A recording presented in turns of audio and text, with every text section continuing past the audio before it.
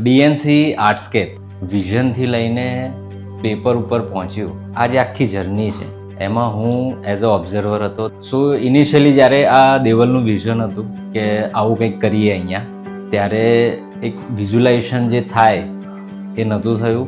છેલ્લા 15 દિવસ પહેલાં જ એ વિઝ્યુલાઇઝેશન અને દેવલના વિઝનનું જે સ્ટ્રોંગનેસ ગણો તો એનાથી આજે હવે લાગી રહ્યું છે કે જે આખી આર્ટ સ્ટ્રીટ અથવા આર્ટ સ્કેપ બની રહી છે એ કેવી બનશે, કેવી દેખાશે અને ત્યાં શું થશે. સો આર્ટસ્કેપની જે સમજણ કેળવણી થઈ છે અત્યાર સુધી, Artscape will be events, experience અને એજ્યુકેશન. આ જગ્યા વિન્ટર, વીકેન્ડ અને આર્ટિસ્ટ માટેની થવા જઈ રહી છે. મારી જાતને હું લકી ગણું છું કે અમદાવાદમાં જે નથી એ ડીએનસી આર્ટસ્કેપના રૂપમાં અમદાવાદને આપી જઈ રહી છે.